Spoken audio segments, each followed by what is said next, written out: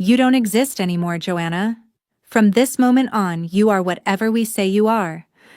My father said, his voice as cold as the Maine wind as he tossed my passport into a roaring steel drum. My mother didn't say a word. She simply stepped forward and dropped my social security card and my hard-earned law school scholarship papers into the same hungry flames. My name is Joanna Vance, and I'm 23 years old. I stood in the snow at 72 Shoreline Drive watching my entire legal identity curl into black ash in under 3 minutes. They weren't just burning paper. They were burning my right to be a person.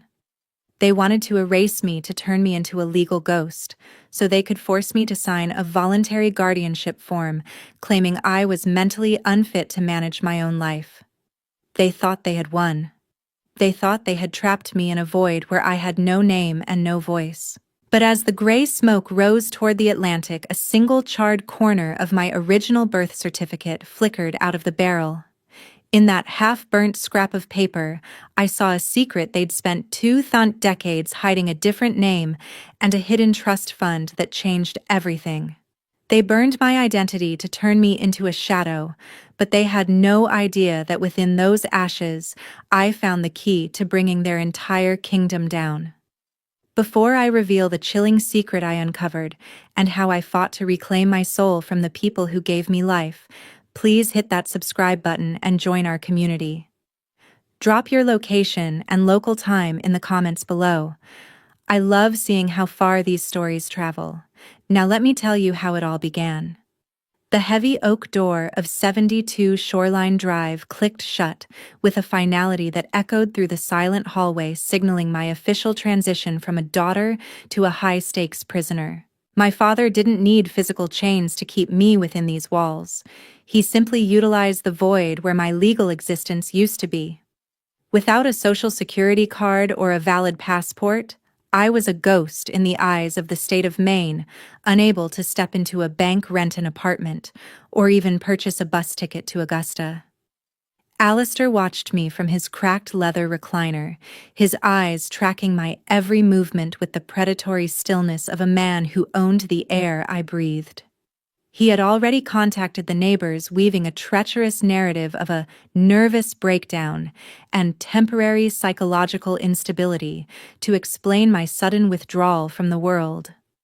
When Mrs. Delano from next door glanced through the window, I saw pity in her eyes, a look that told me the lie had already taken root. My mother, Rosamond, moved through the kitchen with a cold surgical efficiency that was far more terrifying than Alistair's blunt rage. She handled our finances like a warden managing a commissary. Every cent I had earned from my previous summer internships was sitting in a joint account, one that required her secondary signature for any withdrawal over $20. She claimed it was for my protection, a necessary precaution for someone in my fragile state. I watched her clip coupons and brew black coffee, her silence a constant endorsement of the slow erasure of my autonomy. To them, I was no longer a person. I was a liability to be managed, a loose thread in their carefully woven tapestry of greed that needed to be tucked away until it eventually disappeared. In the middle of this suffocating atmosphere sat Sterling, the golden son, whose failures were being paved over with the remnants of my future. At 27, he acted as the primary beneficiary of my forced silence. While I was relegated to the back office of Sterling & Sons Marine, my brother was out spending the capital Alistair had liquidated from the trust fund Noy had intended for me. Alistair called it an investment in the family legacy, but I saw it for what it was, a desperate infusion of cash into a sinking ship. Sterling would walk into the kitchen smelling of expensive cologne and salt air, tossing his keys on the table with a smirk that said he knew exactly whose birthright was fueling his lifestyle. He treated me with a condescending kindness, the kind one offers to a broken pet, constantly reminding me to take it easy and not stress my poor mind. Underneath this layer of domestic submission, I began to build my own fortress of data. Alistair had underestimated my technical proficiency, assuming that his control over the home Wi-Fi and my cellular data was absolute. He didn't realize that the old workstation in the shipyard office, the one I used to balance his crooked ledgers, wasn't subject to the same parental filters he had installed on my personal devices. Every night while the house slept and the fog rolled in from Casco Bay, I worked in the shadows of the warehouse. I wasn't just balancing books. I was documenting the systematic theft of my grandmother's legacy. I kept a hidden digital recorder taped beneath the heavy mahogany desk, capturing the whispered arguments between Alistair and Rosamond about the guardianship paperwork and the psychiatric evaluation they were preparing to weaponize against me. The logs I kept were meticulous, a stark contrast to the chaotic lies they were spreading about my mental health. I recorded every instance where Rosamond denied me access to my own funds, and every time Alistair threatened to have me committed if I didn't sign their voluntary waiver of rights. I discovered that they were using my defunct identity as a co-signer for predatory loans, betting my ruined credit on Sterling's incompetence. Each recording, each screenshot of a redirected bank transfer was a brick in the wall I was building to protect myself. I played the role of the dutiful broken daughter during the day, keeping my head down and my voice soft, while my mind was calculating the exact moment the weight of their evidence would become a crushing force. They thought they had erased me, but I was simply rewriting the code of my existence, waiting for the right moment to execute the command that would dismantle their world. The Cumberland County Registry of Deeds was a cold, cavernous building that smelled of old parchment and industrial floor wax, a stark contrast to the salty, grease-stained air of the shipyard. My unpaid internship here, once a tedious requirement for my pre-law track, had transformed into my only lifeline to the truth. Alistair allowed me to attend these shifts only because he believed the bureaucracy of land titles and lien filings was too dry to be dangerous. He viewed my presence here as a harmless extension of my clerical duties for Sterling's business, never suspecting that the very system he used to anchor his power was about to become the tool of his undoing. While my supervisors saw a quiet, diligent girl filing mortgage discharges, my eyes were scanning the digital terminals for a specific set of encrypted identification numbers I had memorized from the shipyard's hidden ledgers. The fluorescent lights hummed with a maddening frequency as I navigated the probate records, my fingers trembling slightly against the plastic keyboard. I wasn't looking for a physical treasure or a hidden box of letters. I was searching for the exact moment my autonomy had been traded for a line of credit. Deep within the 2023 filings buried under a mountain of mundane estate tax documents, I found a document that made my blood run cold. It was titled, Voluntary Commitment for Psychological Evaluation and Treatment, dated exactly 3 years ago. As the PDF loaded on the flickering screen, I saw my own name staring back at me, followed by a signature that looked so much like mine, it made my stomach churn. It was a masterpiece of forgery, a precise imitation of my handwriting at 18, used to establish a legal record of willing submission to Alistair's medical oversight. This single piece of paper was the cornerstone of the prison they had built around me. By establishing a history of voluntary instability, my father had successfully triggered a dormant clause in the Vance Family Trust, a fund established by my grandmother to ensure my education and independence. The clause was a poison pill. Should the primary beneficiary be deemed incapacitated or exhibit a documented history of psychological distress, requiring intervention, temporary management of all trust assets shall revert to the paternal guardian. Alistair hadn't just stolen my money, he had used a fraudulent medical narrative to appoint himself the fiduciary of my life. The trust fund, which should have been paying for my law degree and a home of my own, was instead being bled dry to serve as collateral for Sterling and Sons' predatory business loans. I sat in the dim light of the archive room, the silence of the building pressing in on my chest. The logic of their cruelty was now perfectly clear. They didn't want to kill me. They wanted me alive, but legally dead. Every time Rosamond reminded me of my fragility, she was reinforcing a legal fiction that allowed them to keep the bank's hands off the Shoreline Drive property.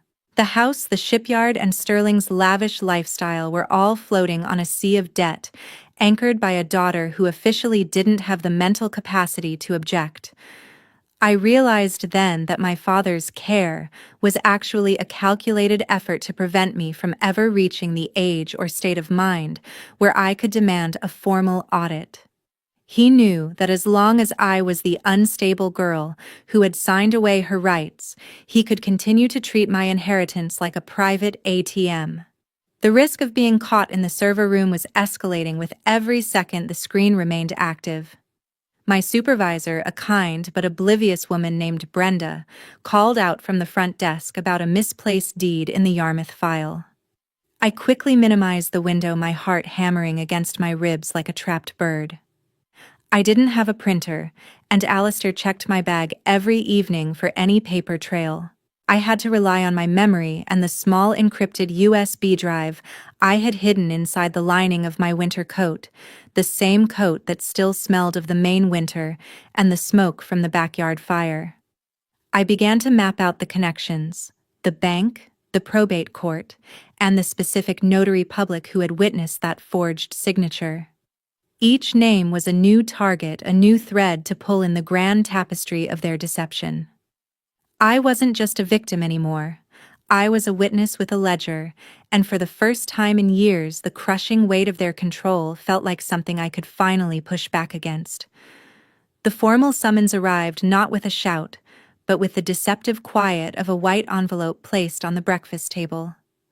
Alistair's hand rested heavily on the paper, his expression radiating a chilling fatherly concern that made my skin crawl. He had officially filed an emergency petition with the Cumberland County Probate Court citing my erratic behavior and increasing detachment from reality as grounds for a mandatory psychiatric evaluation.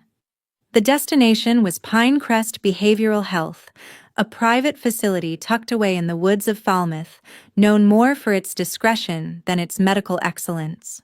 I knew exactly what Pinecrest represented: a place where my voice would be muffled by heavy sedation and my signature would be obtained under duress.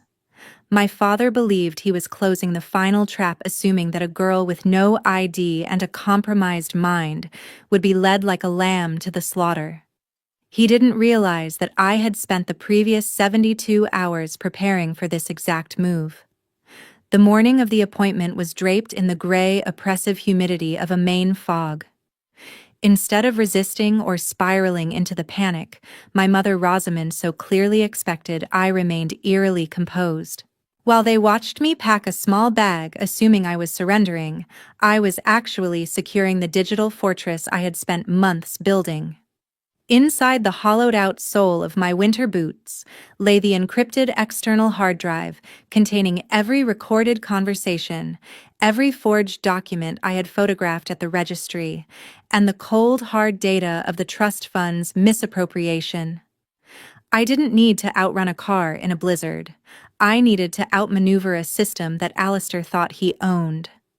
As I stepped into the back of my father's black SUV, I caught Sterling's reflection in the rearview mirror. He was smiling, a look of triumph from a brother who thought he had finally inherited a sister's silence. Upon arrival at the facility, the clinical smell of antiseptic and artificial lemons seemed to solidify the walls of my cage.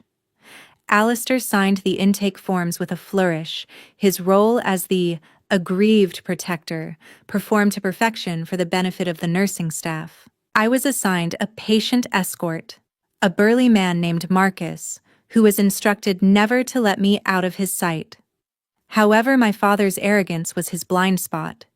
He assumed that because he had paid for the evaluation, he controlled every employee in the building. During the initial processing, I requested a private moment to use the restroom to collect my thoughts. Marcus hovered outside the door, but he didn't realize that Pinecrest, like every medical facility in Maine, was legally required to display a patient rights and legal aid poster near the communal lounge. I had already identified the extension for the state's public advocate's office. I didn't try to climb a fence. Instead, I waited for the shift change, a 5-minute window of bureaucratic chaos where the paperwork was handed over and the staff's attention was divided. I approached a young, overworked administrative assistant under the guise of asking for a glass of water, but instead, I slid a folded note across the counter.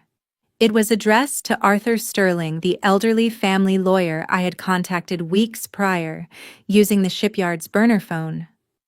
I told the assistant that I was a law student being held against my will, and that if she didn't call the advocate's office immediately, she would be complicit in a violation of the Maine Civil Rights Act. The fear in her eyes was replaced by a flickering sense of duty. 10 minutes later, while Alistair was in a private office discussing my treatment plan with a doctor he had bought and paid for, a representative from the public advocate's office arrived at the front desk. The transition from a mental patient to a protected witness was swift and surgical. Because I had pre-filed a digital notice of emergency protective order from financial abuse with the Augusta court the day before, my father no longer had the authority to keep me at the facility. When the advocate walked me out of the back exit, I saw Alistair standing by the SUV, his face contorting into a mask of pure, unadulterated rage as he realized the lamb had grown teeth. I didn't look back. I was whisked away to a confidential safe house, a nondescript apartment in the city where I would officially begin my existence as a legal shadow. I had left Shoreline Drive with nothing but a pair of boots and a hard drive, but for the first time in 6 years, Alistair Thornton was no longer the author of my story. He was now the subject of a court-mandated investigation into trust fraud and identity theft, and the quiet girl he tried to erase was about to become his greatest nightmare. Augusta, the capital of Maine, felt like a city carved out of granite and cold bureaucracy. My life, once dictated by the rising tides of Portland and the suffocating rules of 72 Shoreline Drive, was now measured in court dates, legal filings, and the grueling silence of the Kennebec County Superior Court. Alistair hadn't surrendered. He had simply traded his shipyard tools for a team of aggressive, silver-tongued attorneys who specialized in probate disputes. Their strategy was as transparent as it was cruel. They intended to use the very fire my father had built in the backyard against me. Because my original identification documents, birth certificate, and academic records had been reduced to ash, they argued that I lacked a foundational identity. They painted me as a drifter, a woman without a past who was attempting to fabricate a mental stability I supposedly never possessed.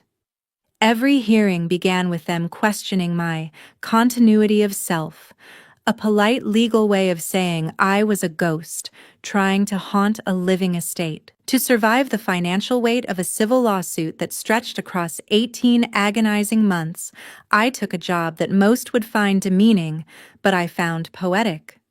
I became a night shift custodian for the very courthouse where my fate was being debated. While my father's lawyers spent their days in expensive suits trying to dismantle my character, I spent my nights in a gray uniform mopping the marble floors and emptying the trash bins of the judges who would eventually decide my future. Every cent I earned went directly into an escrow account for my legal fees. I lived in a tiny, sparsely furnished studio apartment above a laundromat, eating canned soup and counting the days until my next forensic evaluation.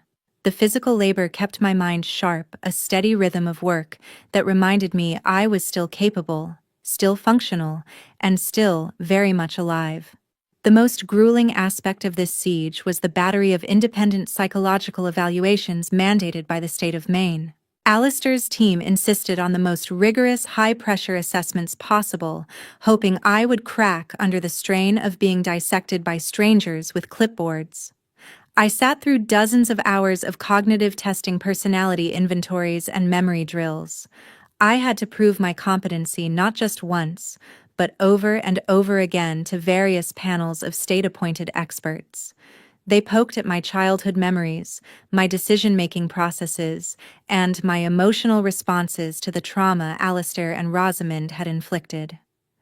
I remained a pillar of calm, answering every invasive question with a steady voice, refusing to give them the hysteria they so desperately needed to secure their permanent guardianship.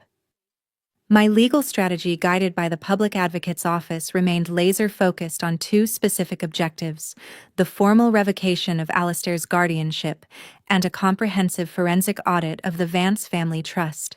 I didn't care about Sterling's bad investments or the shipyard's shady tax dealings yet. I only cared about the fiduciary betrayal.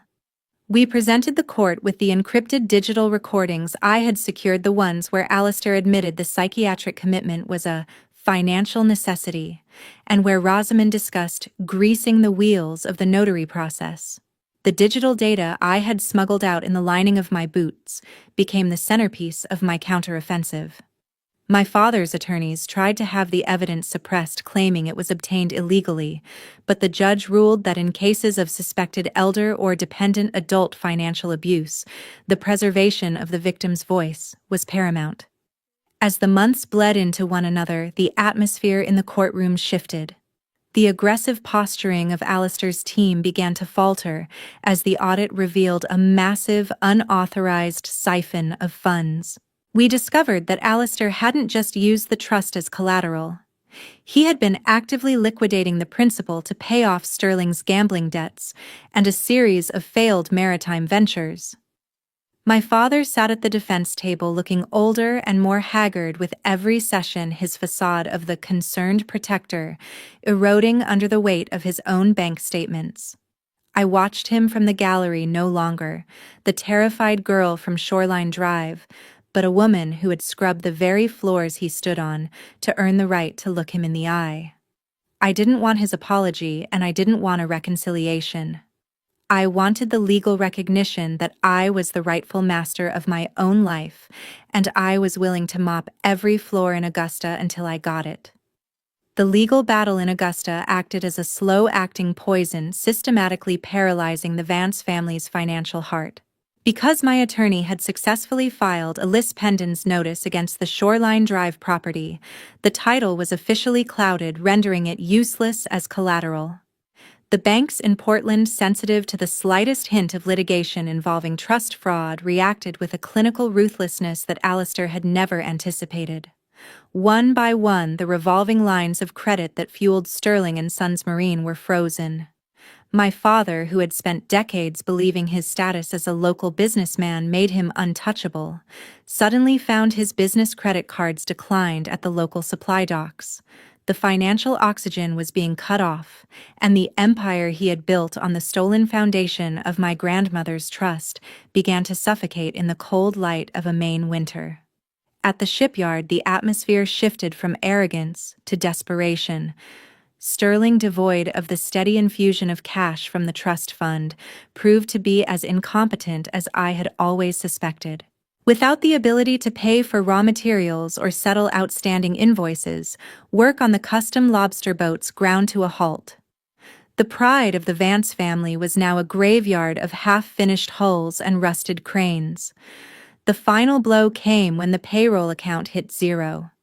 My brother, who once walked through the docks like a prince, was forced to face a group of 15 angry shipwrights demanding their back wages. Rumors of the lawsuit and the fraud allegations spread through the waterfront like a virus. By the time Sterling began selling off the heavy machinery, the hydraulic lifts and the industrial welding kits at a fraction of their value, most of the crew had already walked away, leaving the yard an echoing shell of failure. Inside the house at 72 Shoreline Drive, the silence was no longer a tool of control. It was the sound of a looming collapse. Rosamond, ever the pragmatist of greed, was the first to realize that the ship was beyond saving. She had spent years operating in the shadows of Alistair's dominance, but as the bank's foreclosure notices began to pile up on the mahogany hall table, her survival instinct overrode any remaining sense of loyalty. I learned through my legal team's discovery process that she had been systematically emptying their secondary cash reserves, converting what was left of their liquid assets into private accounts Alistair couldn't touch. Her cold, surgical efficiency turned inward. In a move that shocked even the local legal community, she filed for a contested divorce, citing irreconcilable financial misconduct, to distance herself from Alistair's looming criminal liability for trust mismanagement. The family unit, once a unified front of manipulation, disintegrated into a war of all against all.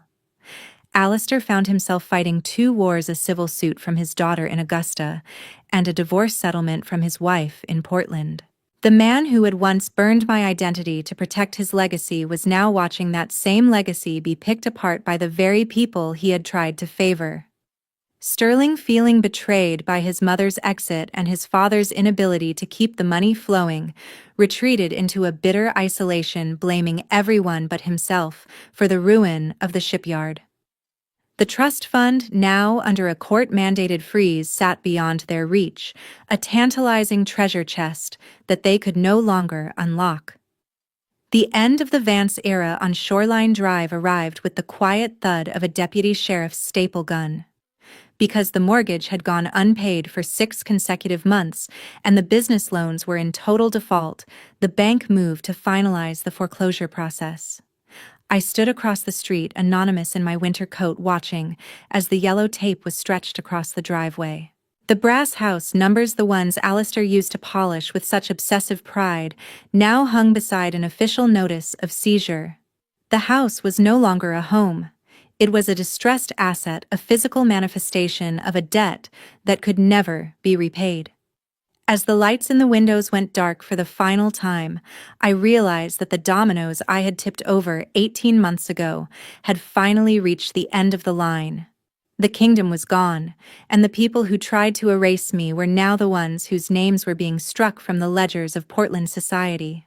The auction for 72 Shoreline Drive didn't happen in a courtroom filled with drama. It took place in a sterile, fluorescent-lit office in downtown Portland, conducted with the dispassionate efficiency of a tax audit. I didn't attend. I couldn't bring myself to breathe the same air as the bargain hunters and real estate vultures looking to profit from a family's ruin. Instead, I sat in my lawyer's office watching the clock as a corporate entity I had created, Eleanor's Legacy Holdings, named after the grandmother who had tried to protect me from the grave, placed the winning bid.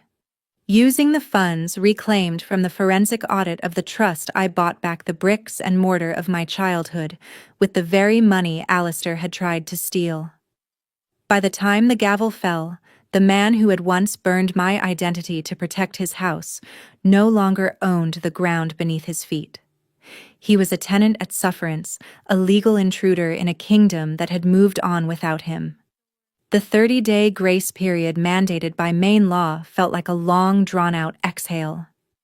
My attorney handled every interaction, serving the official notices and managing the transition with a cold, professional distance. I refused to answer the frantic, rage-filled phone calls from Alistair or the weeping, manipulative voicemails from Rosamond. To speak to them was to acknowledge their power, and I had spent 18 months stripping that power away, one filing at a time. I wanted them to feel the same crushing weight of the unknown that I had felt when I stood in the snow watching my papers turn to ash. I wanted them to understand that the law wasn't a toy they could manipulate to erase a daughter. It was an impartial machine that was now grinding their world into dust. On the morning the writ of possession was finally executed, the air was crisp and smelled of the coming spring. I sat in the back of my lawyer's silver sedan, parked half a block away, shielded by the tinted glass. A Cumberland County Sheriff's cruiser pulled into the driveway, its lights off, but its presence absolute. This was the finality of the American legal system, the moment when mine officially becomes yours. I watched as the deputy knocked on the heavy oak door, the same door I had once been afraid to enter. There were no screams, no grand standoffs. The arrogance had been drained out of the Vance family, replaced by a hollow, stunned compliance. Alistair was the first to emerge, clutching a single weathered duffel bag.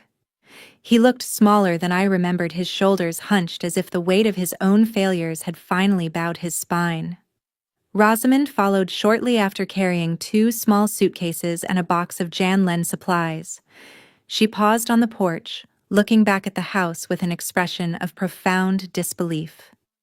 She was a woman who had bet everything on a man's dominance and lost. She didn't look for me. She didn't even look at the sheriff. She just looked at the tarnished brass numbers 72 and realized she was now a stranger on Shoreline Drive. There was no goodbye, no final look of regret. They were simply two people whose time had expired. They walked toward a rented sedan parked at the curb, their movements slow and robotic like ghosts being evicted from a haunt they no longer recognized. I felt no surge of triumph, no heat of revenge. Only a vast cooling indifference. I watched them drive away, their taillights disappearing around the bend of the coastal road. They had used fire to try and make me vanish, but I had used the steady, relentless force of the truth to make them irrelevant. I remained in the car long after they were gone, watching the sheriff staple the final notice to the front door and change the locks. The house stood silent, a white colonial structure that had seen the worst of us and survived. Alistair and Rosamond were headed to a small, nondescript apartment on the outskirts of the city, a place where their names meant nothing and their rules carried no weight. I didn't need to say a word to them. The deed in my lawyer's briefcase signed with the name Joanna Vance was the only statement that mattered. The cycle of control was broken, and for the first time in my life, I was the one holding the keys to my own story. The morning air at 72 Shoreline Drive no longer felt heavy with the scent of unsaid threats and forged signatures. After the locks were changed and the final legal dust had settled, I walked through the empty rooms one last time. Every corner of this house was a repository of ghosts: the kitchen where Rosamond monitored my every breath, the living room where Alistair dictated the terms of my existence, and the backyard where the smoke of my identity had once obscured the sun. I felt no sentimental attachment to these walls. To me, this house was not a home, it was a crime scene. 2 days later, I signed the closing papers to sell the property to a young family from Massachusetts. I didn't want the burden of maintaining a monument to my own trauma. I wanted the liquid capital to build something that mattered, something that Alistair Vance could never touch or burn. With the proceeds from the sale and the full restoration of my grandmother's trust fund, I established the Eleanor Vance Memorial Scholarship. It was a fund specifically designed for young adults in Maine who were trapped in the suffocating web of familial financial abuse and legal guardianship manipulation. I wanted my grandmother's name to stand for what she truly intended: the empowerment of a daughter's future, not the lubrication of a son's failures. I refused to change my last name despite the bitter taste it often left in my mouth. I kept the name Joanna Vance as a badge of war. I wanted every document I signed from that day forward to be a reminder that they had failed to erase me. I was the one who survived the flames, and I was the one who now carried the family name with an integrity they had long ago discarded. The news from the outskirts of Portland reached me through the quiet channels of the legal community.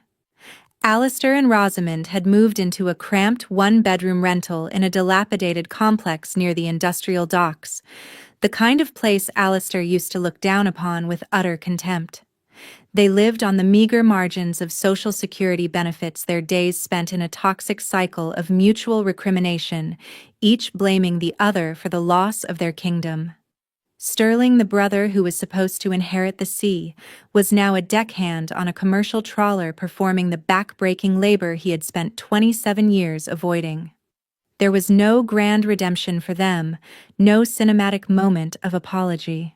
There was only the cold, hard reality of people who had gambled their family's soul on a lie and lost everything when the truth finally spoke. As the first buds of May began to appear, I packed my life into a single car, much like I had during that desperate escape in the blizzard, but this time I wasn't running. I was choosing. I left the state of Maine, driving past the rocky coast and the dark pines of my youth toward a new beginning in a city where no one knew the fragile girl Alistair had tried to create. I carried with me a law degree in progress, a restored identity, and a profound, quiet peace. The intelligence and tenacity that my father had tried to label as mental instability were the very tools that had set me free. I had reclaimed my right to exist, not as a shadow in a shipyard ledger, but as a woman who held the pen to her own story. Conclusion, values, and reflections. This journey has taught me a lesson that I hope stays with every one of you. Your identity is not something that can be granted or taken away by those who claim to love you. True autonomy is built on the quiet strength of the truth and the relentless pursuit of justice, even when the people meant to protect you are the ones setting the fire. Many of you have commented on the coldness of my final decision, the refusal to reconcile the choice to sell the family home, and the insistence on total severance. But in the reality of abuse, peace is often found only in the absence of those who harmed you. Forgiveness is a personal choice, but safety and self-respect are non-negotiable rights. What do you think? Is there a point where family ties become so toxic that the only way to survive is to sever them completely? Or do you believe that Joanna should have offered a path back for her parents once she held the power? I believe that by turning a house of control into a fund for freedom, the most profound revenge was not the loss of the house, but the birth of a legacy that Alistair Thornton could never comprehend. I would love to read your opinions in the comments. Your perspectives remind me that while our stories may be different, the fight for our own truth is a universal one. Thank you for listening to my story until the very end. Thank you for standing with me, for hearing my chest, and for witnessing my journey from access to strength.